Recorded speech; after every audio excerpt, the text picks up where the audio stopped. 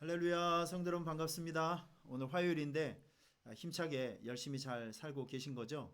자, 오늘은 정오기도의 시즌 2 두 번째 말씀입니다. 모세 율법서를 보게 되면 거기에 절기를 지키는 법을 많이 설명을 하고 있습니다. 절기를 어떻게 지키느냐? 유대인들이 지켰던 세 가지 아주 유명한 절기가 있죠. 유월절, 그래 맥추절, 초막절. 네, 성경 출애굽기나 레위기에 이렇게 보면 너희들이 절기를 만날 때 이렇게 절기를 지켜야 한다라고 몇 가지 룰을 정해 주었습니다. 제일 첫 번째, 절기를 지키기 위해서는 모든 남자들은 1년에 3번씩 여호와께 몸을 보이라. 정해진 장소, 성소에 모여서 하나님 앞에 모든 남자들이 몸을 보이면서 하나님 앞에 절기 제사를 드려야 합니다. 두 번째는 자원하는 감사 예물을 꼭 드려야 합니다. 절기 때는 분량대로 그리고 본인의 신앙대로 자원하는 마음으로 감사 예물을 하나님 앞에 올려드려야 돼요.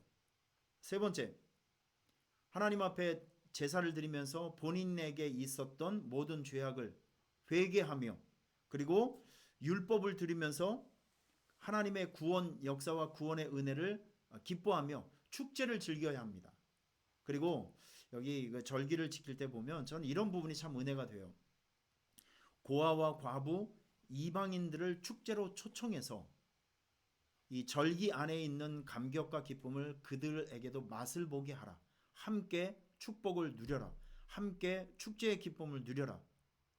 여러분 성경을 보면 하나님께서는 언제나 예수 믿는 성도들에게 대한 사랑과 관심도 많이 있지만 아직 이러한 사랑과 은혜 밖에 머물고 있는 이방인들이나 아니면 불신자들에게도 하나님의 사랑과 은혜가 공평하게 그들에게도 흘러가기를 간절히 소원하고 기대하고 있는 하나님 아버지의 마음을 우리는 많이 엿볼 수 있습니다. 여러분 그래서 우리는 이 세상을 살아가면서 우리는 항상 축복의 통로라는 책임의식을 가지고 우리 안에 있는 축복과 은혜를 우리 주변에 있는 믿지 않는 사람들, 예수님의 사랑을 모르고 있는 사람들에게 이런 축복과 은혜를 나누어 주는 일에 우리는 특별히 관심을 가져야 하고 그런 일들을 열심히 해야 된다고 생각이 됩니다. 신앙생활을 하다 보면 지혜롭게 신앙생활을 해야 되는데 아까도 제가 말씀드렸지만 절기가 되면 절기 때 맞는 신앙생활을 해야 됩니다. 어제도 제가 말씀드렸지만 여러분 지금 우리는요 평범한 시기를 살아가는 것이 아니라 지금 우리는 굉장히 위험하고 굉장히 힘든 시간을 우리가 살아가고 있어요. 다시 말해서 지금은 영적인 평원기가 아니라 영적 전쟁터에서 살고 있습니다. 그래서 어제 저는 여러분들에게 말씀드렸습니다. 출애굽기 17장에 나와 있는 모세처럼 지금은 우리가 두 손을 높이 들고 하나님 앞에 기도해야 될 때이다 라고 설명해 드렸어요. 제가 지지난주에 설교를 하면서 12월 달에 들어서면서 여러분들에게 강력하게 권면을 해드렸습니다. 처음 시작도 중요하지만 마지막이 더 중요하다.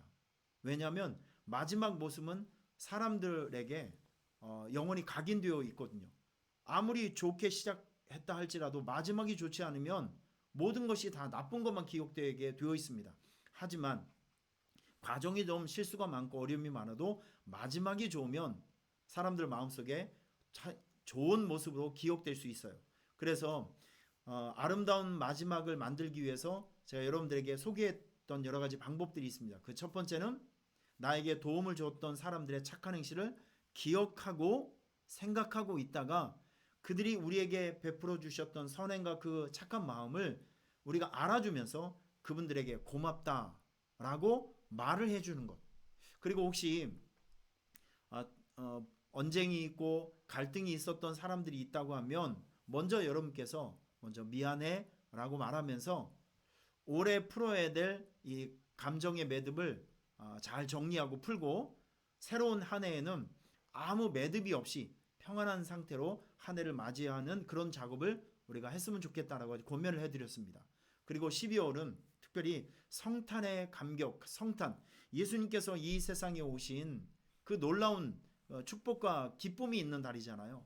그래서 우리는 성탄의 기쁨을 예수님의 사랑을 가슴에 품고 믿지 않는 사람들, 우리 주변에 어려움 당하고 추운 겨울을 나고 있는 사람들을 찾아가서 그들을 따뜻하게 가슴으로 안아주자라고 하는 이런 것들을 제시하면서 여러분들에게 생필품이라든지 옷이라든지 이런 것들을 잘 우리가 좀 협력을 해서 외국인 교회에서 지금 먼 타향에서 외국에서 온 외국인 근로자들이 지금 열심히 일을 하고 있는데 그분들을 우리가 사랑으로 가슴으로 안아주는 그런 일을 한번 해보자라고 추천을 해서 지금 요즘 많은 분들께서 협력을 해주고 있어서 참 감사하게 생각을 합니다.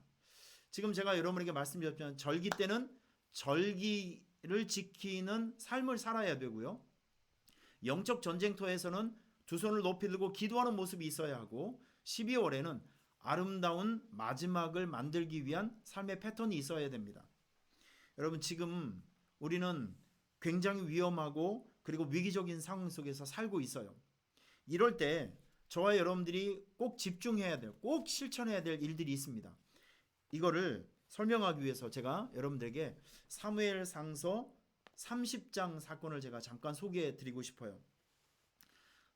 다윗은 골리앗을 죽인 다음에 굉장히 큰 인기를 얻었죠.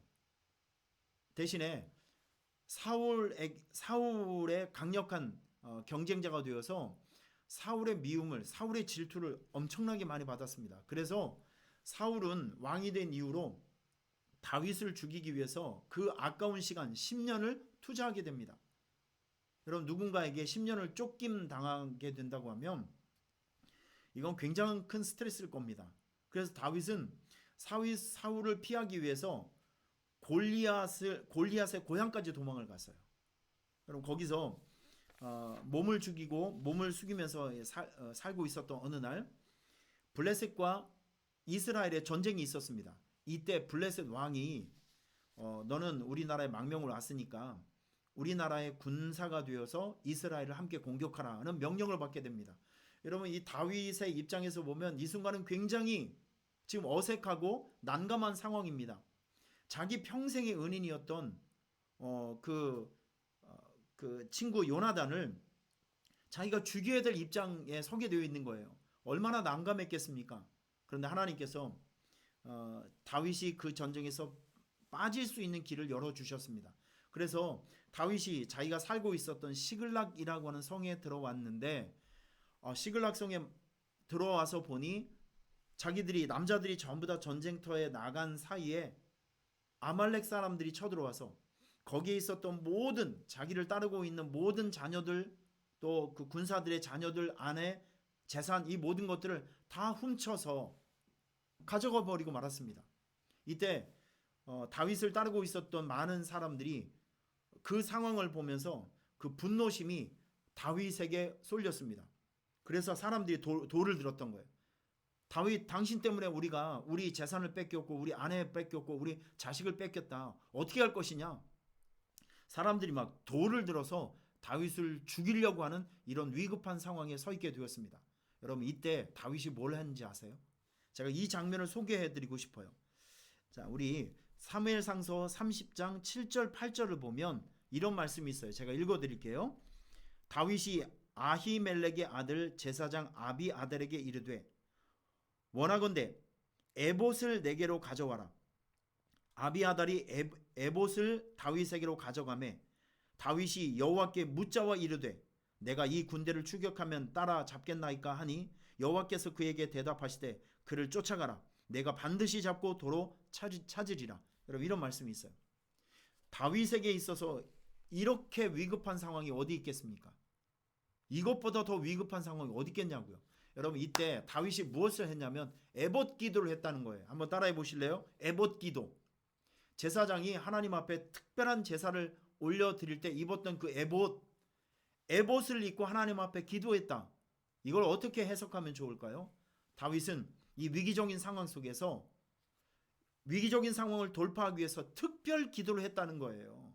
특별 기도, 특별한 목적을 가지고 그게 목적 기도가 되었던 새벽 기도가 되었던 그리고 금식 기도가 되었던 산 기도가 되었던 성전 기도가 되었던 특별한 목적을 가지고 하나님 앞에 엎드려 기도한 에봇 기도를 시작했다는 것이죠.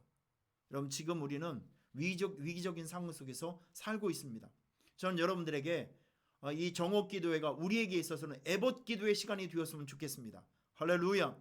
에봇 기도예요. 특별한 목적을 가지고 하나님 앞에 엎드려 기도하면, 여러분, 에봇 기도를 하면 어떤 일이 생기냐면 우리가 깜짝 놀랄 기적적인 역사가 나타나요. 여러분, 여기 나중에 보면 다윗이 에봇 기도를 하고 있을 때 다윗의 군사들이 누굴 찾냐면 아말렉 군사가 버린 병든 노예 한 명을 찾게 됩니다. 그 광야에 갔을 때 사람이 쓰러져 있어요. 목숨이 붙어 있습니다. 그래서 데리고 와서 물을 먹이고 식량을 먹여주니까 그 사람이 정신을 차렸어요. 넌 어디에서 왔니? 누구니? 라고 물어보니까 나는 아말렉 사람이 버렸던 노예라고 이야기를 합니다. 그래서 그를 통해서 아말렉 본거지 주소를 찾아냈던 겁니다. 그래서 다윗이 찾아가서 아말렉 사람들과 전쟁을 해서 잃어버렸던 모든 사람들과 재산을 다시 되찾고 돌아오는 이 승리의 모습을 우리가 볼 수 있는데, 바로 이런 것들이죠. 에봇 기도를 하게 되면 우리가 전혀 상상하지 못할 하나님의 도움이 나타나고 하나님의 역사가 나타나서 우리에게 살 길이 열리게 되는 것이죠. 바로 이것이 에봇 기도의 중요성입니다. 오늘 우리가 함께 시작한 이 정오 기도의 시즌 2가 있습니다. 여러분, 이것이 에봇 기도의 시간입니다. 아마 지금 여러분 화면을 보시게 되면 아기 엄마가 아주 간절하게 기도하는 저 사진을 여러분께서 보시게 될 겁니다. 아마 이거는 1950년대, 1960년대의 모습입니다.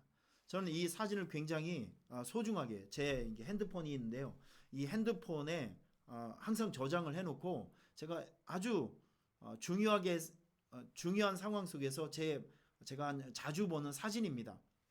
이 사진을 보면 우리 아기 엄마가 저 힘들고 어려운 상황 속에서 하나님 앞에 무릎 꿇고 간절히 기도하는 저 모습, 여러분, 지금 저 간절한 기도, 저 에봇 기도가 지금 이 시간에 우리의 생활에서, 우리의 삶의 현장에서 에봇 기도가 있어야 합니다. 저렇게 하나님 앞에 엎드려 기도하면, 위기적인 상황 속에서, 어려운 상황 속에서 엎드려 기도하면 다윗에게 나타났던 기적이 나타나며 다윗에게 나타났던 살 길이 열리는 아름다운 일들이 생겨질 것을 믿습니다. 여러분, 오늘부터 에봇 기도를 선포하며 실천할 수 있기를 바랍니다. 자, 기도의 제목을 몇 가지 말씀드리겠습니다. 첫 번째, 여러분들의 하나님 앞에 기도하실 때 하나님, 나에게 에봇 기도할 수 있는 영적인 집중력을 주십시오. 에봇 기도할 수 있는 간절한 마음을 주십시오. 기도의 능력을 달라고 기도하시길 바라고, 어제도 말씀드렸지만 코로나 감염 사태를 가만히 보지 말고 예수님의 이름으로 고요하라, 잠잠하라 명령하시고 선포 기도해 주시길 바랍니다. 그리고 우리 사랑하는 교회 성도 자녀들, 또 특별히 몸이 아프신 분들 회복을 위해서, 또 우리 찬영이 이 백혈병에서 속히 회복될 수 있도록 같이 기도해 주시고요. 여러분 마음속에 품고 있는 전도 대상자들, 또 우리가 섬기고 챙겨야 될 연약한 분들, 여러분 그분들을 기억하시고, 지금 앞장서서 일하시는 모든 교육자분들, 해외 선교사님들, 그리고 작은 교회를 섬기고 있는 많은 분들을 위해서 애정의 마음을 가지고, 긍휼의 마음을 가지고 잘 섬겨주시고 기도해 주시기를 부탁을 드리겠습니다. 여러분 잠깐 기도하고 이 시간을 마치도록 하겠습니다.